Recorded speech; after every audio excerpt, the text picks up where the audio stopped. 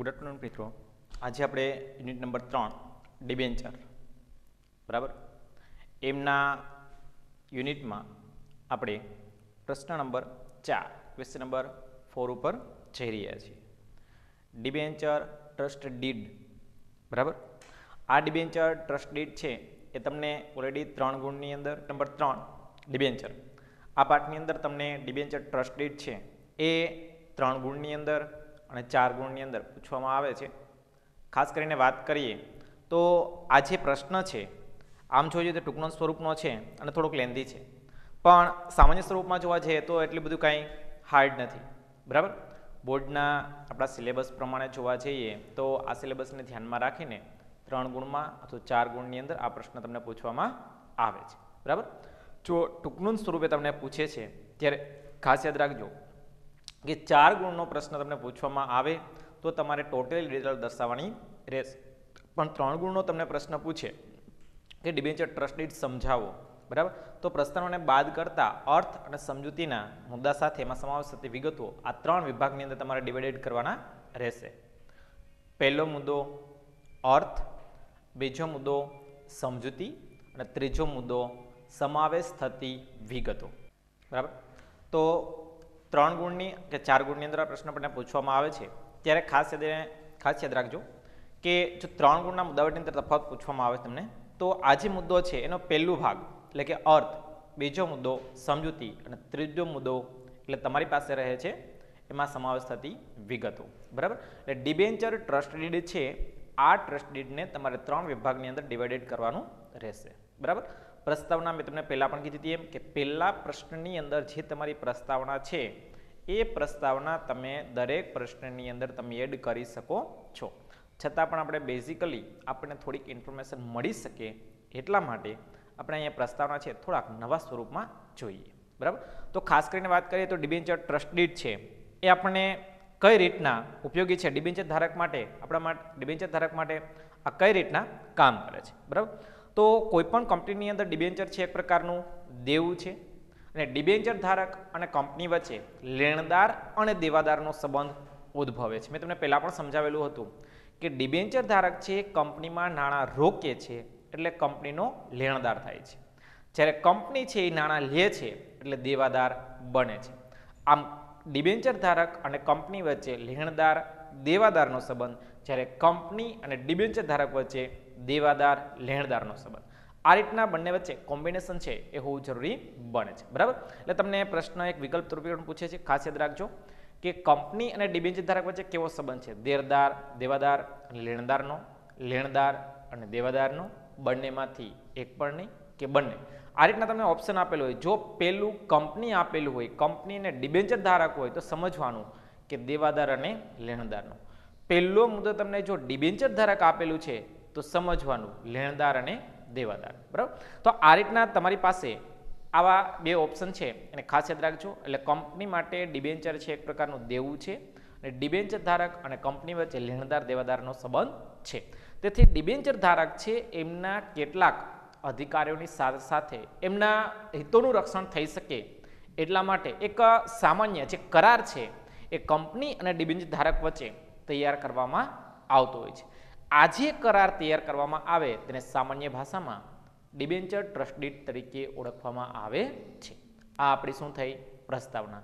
મુદ્દા નંબર 1 પ્રસ્તાવનાની અંદર કે ડિબેન્ચર એટલે કંપનીનું દેવું, તો ડિબેન્ચર ધારક અને કંપની વચ્ચે બંને વચ્ચે શું સંબંધ છે, લેણદાર અને દેવાદારનો. તેથી તેમના હિતોનું રક્ષણ કરવા માટે એમની વચ્ચે ચોક્કસ શરતોનો એક કરાર બને છે. આ કરાર એટલે ડિબેન્ચર ટ્રસ્ટ ડીડ. રેડી. આ ડિબેન્ચર ટ્રસ્ટ ડીડ છે એની માહિતી નીચે મુજબ છે અથવા અર્થ અને સમજૂતી નીચે મુજબ છે. આ તમારી પ્રસ્તાવના છે એ કમ્પ્લીટ થઈ બરાબર. હવે આપણે વાત કરીએ મુદ્દા નંબર 1 હતી આપણી પ્રસ્તાવના બરાબર. પ્રસ્તાવના મેં તમને સમજાવ્યું કઈ રીતના લખવાનું હતું બરાબર. પછી મુદ્દા નંબર 2 વાત કરીએ આપણે અર્થ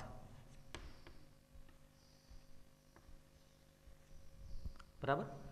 હવે અર્થની અંદર મેં તમને વાત કરી હતી કે કંપની છે એ કોઈ પણ ડિબેન્ચર ધારક માટે એક પ્રકારના લેણદાર છે બરાબર, સોરી દેવાદાર છે. જ્યારે ડિબેન્ચર ધારક છે એ કંપની માટેનો શું છે તો કે લેણદાર છે. તો આવા કંપની અને ડિબેન્ચર ધારક વચ્ચેના ચોક્કસ સંબંધો, ચોક્કસ શરતો છે, એનો એક પ્રકારનો કરાર છે એ તૈયાર કરવામાં આવે છે. આ શરતોનો જે તૈયાર થાય, કરાર તૈયાર કરવામાં આવે, એ કરારને એક પ્રકારના શરતોનો જે આખો ચલા ત્યારે છે, આ જે કરાર છે એ કરારને ડિબેન્ચર ટ્રસ્ટ ડીડ તરીકે ઓળખવામાં આવે છે. બરાબર, તો ખાસ કરીને તમારે અહીંયા કઈ રીતના લખવાનું છે. બરાબર, એક કોણ તો કે ડિબેન્ચર ધારક. કોણ? ડિબેન્ચર ધારક. બરાબર, ડિબેન્ચર ધારક અને કંપની વચ્ચે, બરાબર, ચોક્કસ શરતોના કરારને ડિબેન્ચર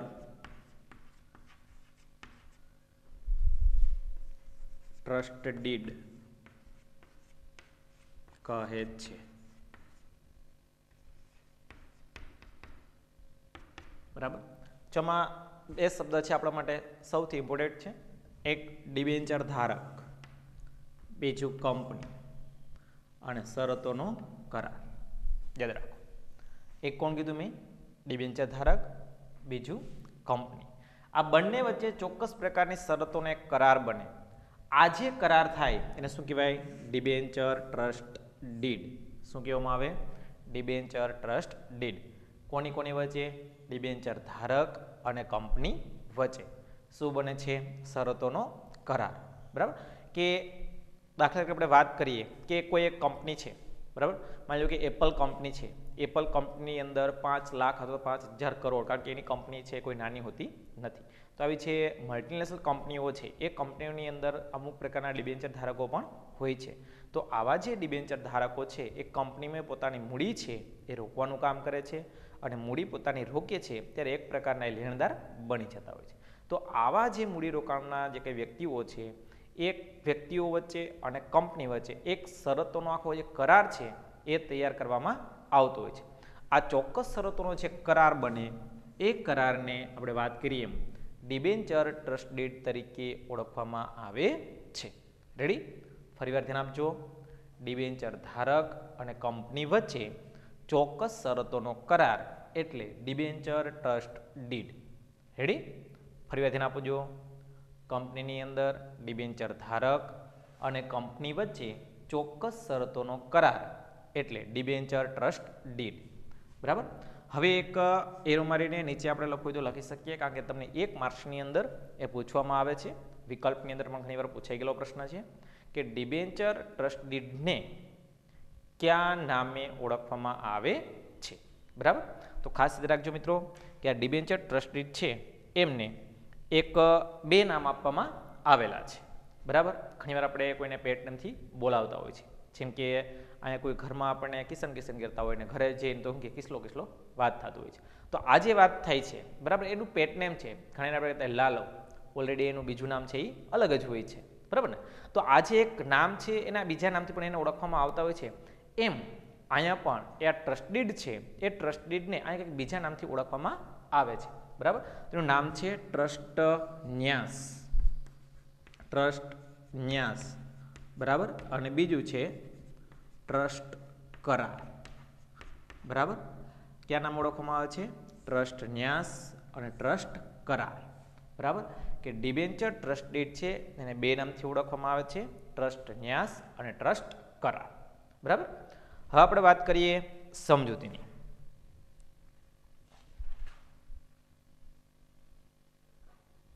બરાબર, મુદ્દા નંબર 3 સમજૂતીની. પહેલો મુદ્દો હતો આપણો પ્રસ્તાવના, બીજો મુદ્દો હતો આપણી પાસે અર્થ. હવે ત્રીજા મુદ્દાનો આપણે હેડિંગ બાંધીએ એ છે આપણી સમજૂતી. બરાબર, સમજૂતીની પણ આપણે વિસ્તૃત રીતે આપણે સમજવાનો પ્રયત્ન કરશું.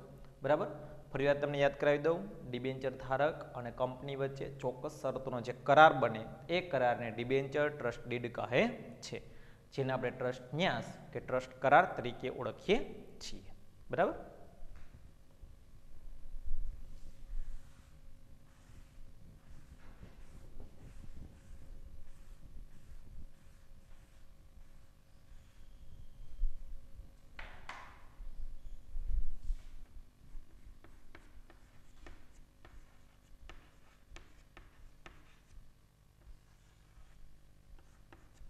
હવે આપણે વાત કરીએ ડિબેન્ચર ટ્રસ્ટ ડીડની સમજૂતી, બરાબર. પહેલો મુદ્દો હતો પ્રસ્તાવના, મુદ્દા નંબર 2 અર્થ અને મુદ્દા નંબર 3 સમજૂતી.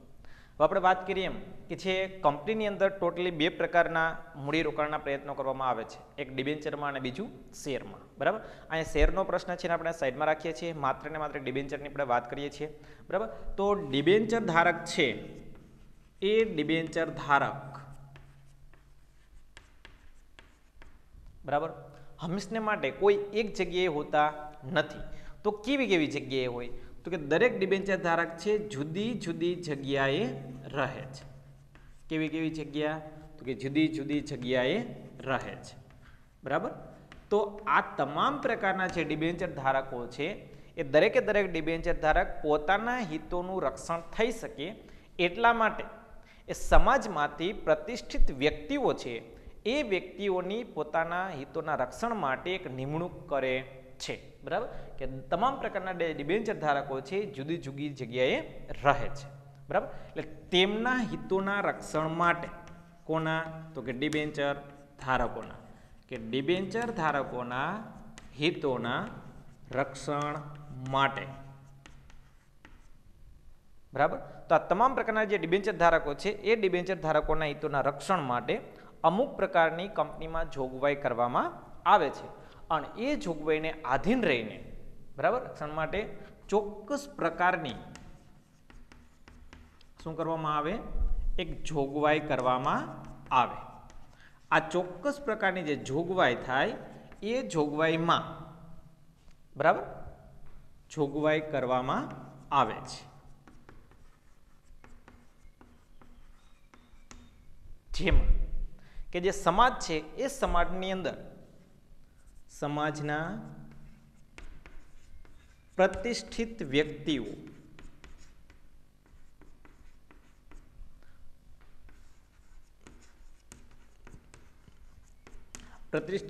વ્યક્તિઓની નિમણૂક કરવામાં આવે. આ તો નિમણૂક થાય છે, બરાબર. ફરી ધ્યાન આપજો, જેમ કંપનીની અંદર જેટલા શેરધારકો છે એ શેરધારકો એક જગ્યાએ રહેતા નથી, એમ આ ડિબેન્ચર ધારકો છે એ પણ જુદી જુદી જગ્યાએ રહેતા જોવા મળે છે. તો આવા જે ડિબેન્ચર ધારકો છે જુદી જુદી જગ્યાએ રહે છે તેમના હિતોના રક્ષણ માટે કંપનીમાં ચોક્કસ પ્રકારની જોગવાઈ કરવામાં આવે છે અને આ જોગવાઈને ધ્યાનમાં રાખીને સમાજના પ્રતિષ્ઠિત વ્યક્તિઓની એક નિમણૂક કરવામાં આવે છે. તો સમાજના પ્રતિષ્ઠિત વ્યક્તિઓની નિમણૂક થાય છે, બરાબર. આ મુદ્દા નંબર 1 સમજૂતીનો પહેલો મુદ્દો. શું? કે ડિબેન્ચર ધારકો છે કંપનીમાં કોઈ એક જગ્યાએ વસવાટ કરતા નથી પણ જુદી જુદી જગ્યાએ વસવાટ કરતા હોય છે. તો આવા જે ડિબેન્ચર ધારકો છે એમના હિતોના રક્ષણ માટે એ લોકો કંપની તરફથી ચોક્કસ પ્રકારની એક જોગવાઈ કરવામાં આવે અને આ જોગવાઈની અંદર એક સમાજના પ્રતિષ્ઠિત વ્યક્તિઓની નિમણૂક કરવામાં આવતી હોય છે, બરાબર. પછી વાત કરીએ તો ખરેખર આ વ્યક્તિઓનું કામ શું છે, બરાબર. કે આ જે ડિબેન્ચર ધારકો છે એમના હિતોના રક્ષણ માટે, બરાબર, જે સમાજના પ્રતિષ્ઠિત વ્યક્તિઓ છે એ કંપની ડિબેન્ચર ધારકોના હિતોનું રક્ષણ કરવાનું કાર્ય કરે છે. કોણ? જેને આપણે વાત કરી ભાઈ સમાજના પ્રતિષ્ઠિત વ્યક્તિઓ છે એની નિમણૂક થાય છે, જેને આપણે શું કહીએ છીએ? Debenture trustee. જેને શું કહીએ આપણે? Debenture trustee. જો ખાસ યાદ રાખજો, તમને 1 માર્કનો પ્રશ્ન પૂછવામાં આવે છે, બરાબર, કે ડિબેન્ચર ટ્રસ્ટી કોને કહેવામાં આવે છે? તો ડિબેન્ચર ટ્રસ્ટીમાં જેની નિમણૂક થાય છે તેને ડિબેન્ચર ટ્રસ્ટી તરીકે ઓળખવામાં આવે છે, બરાબર. તો આ ડિબેન્ચર ટ્રસ્ટીઓ છે એનું કામ શું હોય છે? તો ડિબેન્ચર ટ્રસ્ટીઓ, બરાબર, કોણ? Debenture trustee. આ ડિબેન્ચર ટ્રસ્ટી છે એ ટ્રસ્ટી ડિબેન્ચર ધારકોના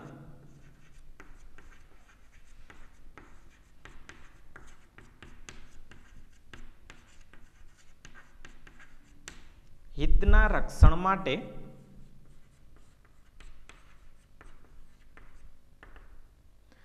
જે કઈ મિલકતો છે એ મિલકતો પર તો કે બોજ ઊભો કરવાનું કામ કરે છે, તો બોજ ઊભો કરે છે. કોણ? ડિબેન્ચર ટ્રસ્ટીઓ.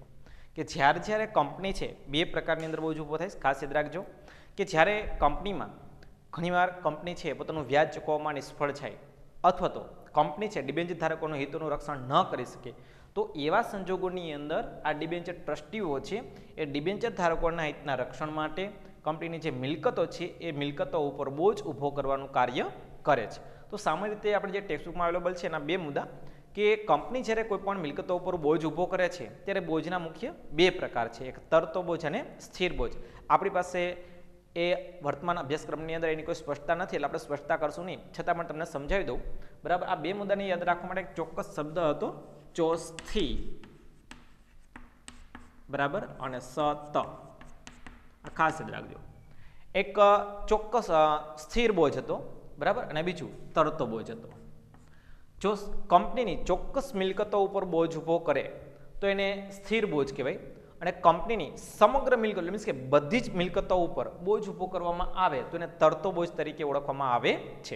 આપણે ફોર એક્ઝામ્પલ તરીકે વાત કરીએ કે કોઈ કંપની છે, એ કંપનીનો કોઈ એક જ યુનિટ, માની લો કે ઉત્પાદન ડિપાર્ટમેન્ટ છે, પ્રોડક્શન ડિપાર્ટમેન્ટ છે, એ પ્રોડક્શન ડિપાર્ટમેન્ટ ઉપર જામીનગીરી મૂકવામાં આવે તો એક ચોક્કસ જામીનગીરી થઈ કહેવાય. બરાબર, તો આ ચોક્કસ જામીનગીરી થઈ કહેવાય તો કયો બોજ આવશે? તો કે સ્થિર બોજ.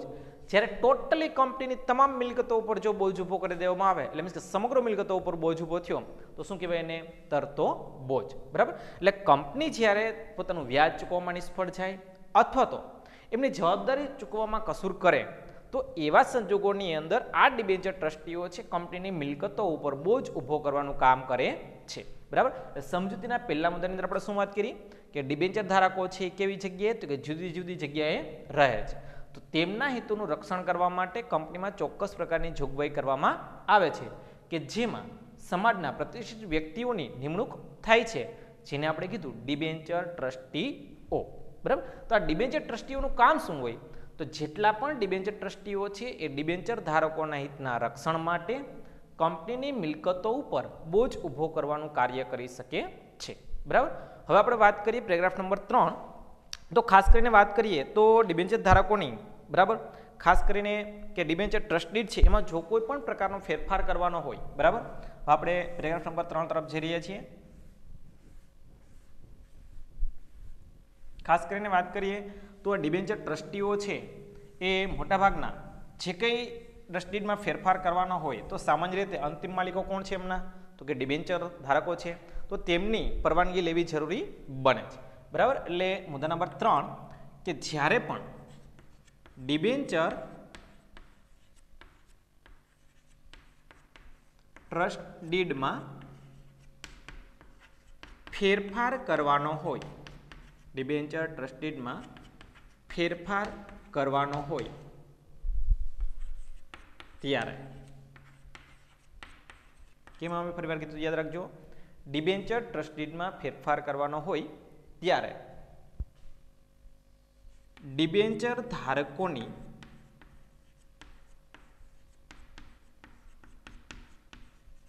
સભા બોલાવવી પડે છે અને તેમાં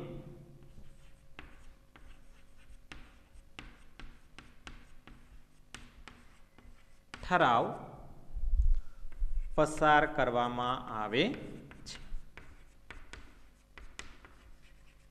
રેડી, હવે આપણે વાત કરીએ એમનું કામ શું હોય છે. પહેલા પેરેગ્રાફમાં મેં તમને કીધું હતું, પછી બીજા પેરેગ્રાફમાં અને હવે ત્રીજા પેરેગ્રાફની વાત કરીએ તો ત્રીજા પેરેગ્રાફની અંદર તો કે ડિબેન્ચર ટ્રસ્ટ ડીડમાં ફેરફાર. જો યાદ રાખજો, તમને વિકલ્પમાં પૂછવામાં આવતો પ્રશ્ન ખાસ યાદ રાખજો કે ડિબેન્ચર ટ્રસ્ટ ડીડમાં ફેરફાર કરવાનો હોય તો કોની પરવાનગી લેવામાં આવે છે? તો ડિબેન્ચર ધારકોની પરવાનગી લેવામાં આવે છે અને એક ઠરાવ પસાર કરવામાં આવે છે. બરાબર, ફરી વાર યાદ રાખજો કે ડિબેન્ચર ટ્રસ્ટ ડીડમાં કોઈ પણ પ્રકારનો ફેરફાર કરવાનો હોય ત્યારે ડિબેન્ચર ધારકોની સભા બોલાવવી પડે છે અને આ ડિબેન્ચર ધારકોની સભા બોલાવીને તેમાં ડિબેન્ચર ધારકોની પરમિશન લઈને એક સામાન્ય ઠરાવ પસાર કરવામાં આવે છે. પછી ડિબેન્ચર ટ્રસ્ટીઓ પોતાની જે મિટિંગ છે એ સભામાં કોઈ પણ પ્રકારનો ફેરફાર છે એ કરવો હોય તો કરી શકે છે. બરાબર, શું કામ ભાઈ ડિબેન્ચર ધારકોને જ બોલાવવામાં આવે? કારણ કે ડિબેન્ચર ટ્રસ્ટીઓ છે એ કોના દ્વારા નિમણૂક પામે છે? તો કે ડિબેન્ચર ધારકો દ્વારા. તો ડિબેન્ચર ટ્રસ્ટીઓ છે ડિબેન્ચર ધારકો તરફથી નિમાયેલા છે, તો ડિબેન્ચર ધારકોની અંતિમ સત્તા જોવા મળે છે.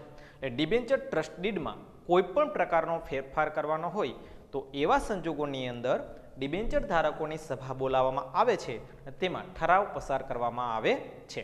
ખાસ કરીને વાત કરીએ તો આ જે ઠરાવની અંદર કેવા કેવા ફેરફાર થઈ શકતા હોય છે. એક તો ડિબેન્ચર ધારકોની જે કંઈ જવાબદારીઓ છે એમાં કોઈ ફેરફાર કરવાનો હોય ત્યારે. બીજું, કંપનીની મિલકતો છે એમાં કોઈ ફેરફાર કરવાનો હોય ત્યારે. કોઈ પણ ડિબેન્ચર ટ્રસ્ટીઓ છે એ ટ્રસ્ટીઓ જો કદાચ નિવૃત્તિ લેવા માંગતા હોય તો એમનો ફેરફાર કરવાનો હોય ત્યારે, વગેરે જેવી બાબતો. બરાબર, આવી જે તમામ બાબતો છે ડિબેન્ચર ટ્રસ્ટીમાં ફેરફાર કરવાનો હોય ત્યારે આવા ડિબેન્ચર ધારકોની સભા બોલાવવામાં આવે છે. બરાબર, આપણે 3 પેરેગ્રાફ સમજૂતીના જોયા. ફરીવાર તમને સમજાવું છું. પહેલો પેરેગ્રાફ હતો આપણો કે ડિબેન્ચર ધારકો છે અલગ અલગ જગ્યાએ રહે છે, મીન્સ કે જુદી જુદી એ જગ્યાએ રહેતા હોય છે. તો આ ડિબેન્ચર ધારકોના હિતોના રક્ષણ માટે કંપનીમાં એક ચોક્કસ પ્રકારની જોગવાઈ કરવામાં આવે છે કે જેમાં સમાજના પ્રતિષ્ઠિત વ્યક્તિઓ, આ સમાજના પ્રતિષ્ઠિત વ્યક્તિઓ નીચે પણ એક અંડરલાઈન કરજો, કારણ કે એ પણ તમને વિકલ્પમાં પૂછાતો પ્રશ્ન. બરાબર, આ સમાજના પ્રતિષ્ઠિત વ્યક્તિઓની એક નિમણૂક કરવામાં આવતી હોય છે. બરાબર, તો આ જે નિમણૂક કરવામાં આવે છે એને ડિબેન્ચર ટ્રસ્ટી તરીકે ઓળખવામાં આવે છે. બરાબર, આ ડિબેન્ચર ટ્રસ્ટીઓનું કામ શું હોય કે કંપની જ્યારે કોઈ પણ પ્રકારની મિલકતો તો દેવું ચૂકવવામાં નિષ્ફળ જાય, બરાબર, તો ડિબેન્ચર ધારકોના હિતોના રક્ષણ માટે કંપનીની જે મિલકતો છે એ મિલકતો ઉપર બોજ ઊભો કરવાનું કાર્ય કરે છે. કોણ? ડિબેન્ચર ટ્રસ્ટીઓ. તો આ ટ્રસ્ટીઓ છે, બીજી વસ્તુની વાત કરીએ તો ડિબેન્ચર ટ્રસ્ટીની અંદર જ્યારે કોઈ પણ પ્રકારનો ફેરફાર કરવાનો હોય તેવા ફેરફાર કરવાના સંજોગોને ધ્યાનમાં રાખીને ડિબેન્ચર ધારકોની સભા બોલાવવામાં આવે છે અને આ સભામાં સામાન્ય ઠરાવ પસાર કરવામાં આવે છે. રેડી? તો આ હતી આપણી સમજૂતી. બરાબર, પહેલો મુદ્દો જોયો આપણે અર્થ, બીજો મુદ્દો જોયો આપણે સમજૂતી. હવે મુદ્દા નંબર 3, બરાબર, સમાવેશ થતી વિગતો. બરાબર, હવે ડિબેન્ચર ટ્રસ્ટીમાં સમાવેશ થતી વિગતો ખાસ યાદ રાખીએ.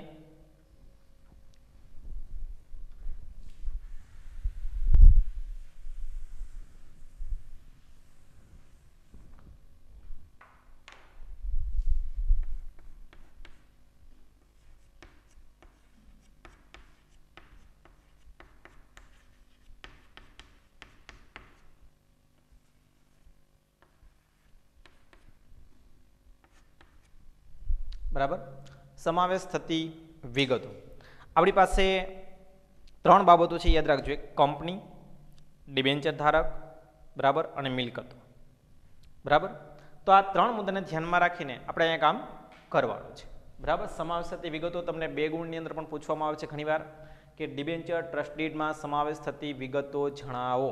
2 ગુણનો પ્રશ્ન ખાસ યાદ રાખજો. ડિબેન્ચર ટ્રસ્ટ ડીડમાં સમાવેશ થતી વિગતો જણાવો.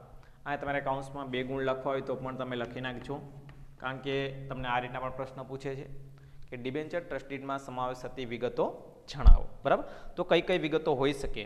એક તો ડિબેન્ચર છે, બરાબર, એ ડિબેન્ચર સામાન્ય રીતે એની પ્રાથમિક વિગતો, ડિબેન્ચરના પ્રકાર, એમની કિંમત વગેરે જેવી વિગતો. પછી વાત કરીએ તો ડિબેન્ચર ઇસ્યુ કરવાની વિગતો, એટલે કે ડિબેન્ચર છે એ ક્યારે બહાર પાડવામાં આવશે. બરાબર, પછી વાત કરીએ જામીનગીરી તરીકે મૂકેલી મિલકતો. બરાબર, કે મિલકતો છે કેવા પ્રકારની હશે. પછી ડિબેન્ચર ટ્રસ્ટીડના નિમાતા, બરાબર, ટ્રસ્ટીઓની માહિતી.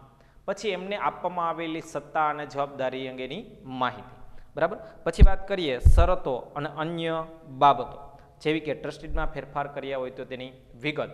પછી ઉપરાંત વાત કરીએ તો સ્ટેમ્પ ડ્યુટી, બરાબર, અને ફરિયાદની ચકાસણીની વિગતો. એટલે 3 બાબતો આપણી પાસે ઇમ્પોર્ટન્ટ છે. એક કંપની, ડિબેન્ચર અને ટ્રસ્ટીઓ. બરાબર, આપણે સરળતાથી કેમ યાદ રાખી શકાય એની આપણે વાત કરીએ. તો પહેલો મુદ્દો જોઈએ તો ખાસ કરીને વાત કરીએ, 1 ગુણમાં એક પૂછાતો પ્રશ્ન છે, ખાસ યાદ રાખજો. તમે આ રીતના પણ લખી શકો કે ડિબેન્ચર ટ્રસ્ટ ડીડમાં સમાવેશ થતી વિગતો, કે ડિબેન્ચર ટ્રસ્ટ ડીડ માટે ફોર્મ 12, બરાબર, ફોર્મ નંબર 12 એ ભરવું પડે છે. બરાબર બેટા, ખાસ યાદ રાખજો, કારણ કે તમને 1 માર્ક્સની અંદર પૂછાતો પ્રશ્ન, બરાબર, કે ડિબેન્ચર ટ્રસ્ટ ડીડ માટે ક્યુ ફોર્મ ભરવું પડે છે, તો ફોર્મ નંબર 12. બરાબર, આ સૌથી ઇમ્પોર્ટન્ટ, ખાસ યાદ રાખજો. ડિબેન્ચર ટ્રસ્ટ ડીડ માટે ક્યુ ફોર્મ ભરવું પડે છે, તો ફોર્મ નંબર 12. બરાબર, હવે વાત કરીએ સમાવેશ થતી વિગતો. 1. ડિબેન્ચરનો પ્રકાર શું? મેં તમને પહેલાં પણ કીધું કે 3 મુદ્દા આપણી પાસે છે, એના આધારે તમે લખી શકો છો. ડિબેન્ચર, કંપની અને ડિબેન્ચર ટ્રસ્ટીઓ. તો પહેલો મુદ્દો ડિબેન્ચરના પ્રકાર, બરાબર. બીજું ડિબેન્ચર બહાર પાડ્યાની તારીખ. ડિબેન્ચર બહાર પાડ્યાની તારીખ. આપણને ટેક્સ્ટબુકમાં શબ્દ છે એ ઇસ્યુ શબ્દ આપેલો છે, ખાસ યાદ રાખજો. ઇસ્યુ એટલે બહાર પાડ્યું. એટલે મુદ્દા નંબર 2 બહાર પાડ્યાની તારીખ. હવે વાત કરીએ કંપનીની, બરાબર. તો કંપનીની પ્રાથમિક માહિતી. કંપનીની પ્રાથમિક માહિતી, બરાબર. બીજું હવે વાત કરીએ તો ડિબેન્ચર ટ્રસ્ટીઓ છે એ ડિબેન્ચર ટ્રસ્ટીઓની માહિતી. ડિબેન્ચર ટ્રસ્ટીઓની માહિતી. ટ્રસ્ટીઓની માહિતી. હવે આપણે એને સત્તા અને જવાબદારી તો આપી જ છું, બરાબર. તો ડિબેન્ચર ટ્રસ્ટીઓને ડિબેન્ચર ટ્રસ્ટીની સત્તા અને જવાબદારી ની માહિતી.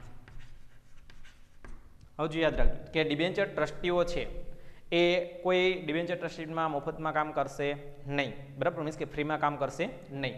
તો એને ચોક્કસ પ્રકારનું તમારે મહેનતાણું પણ આપવું પડશે, બરાબર. તો કંપનીમાં ડિબેન્ચર ટ્રસ્ટીઓના મહેનતાણાની વિગત, બરાબર. શું? મહેનતાણાની વિગત. હવે આ લોકો છે સમયાંતરે પોતાનું કામ તો કરશે જ, બરાબર. તો આ જે કઈ વ્યક્તિઓ છે એમની કોઈ પણ પ્રકારની કંપનીની ફરિયાદ અંગેની વિગત, બરાબર. અને છેલ્લું ફરિયાદનું જો નિરાકરણ કરેલું હોય તો ફરિયાદના નિરાકરણની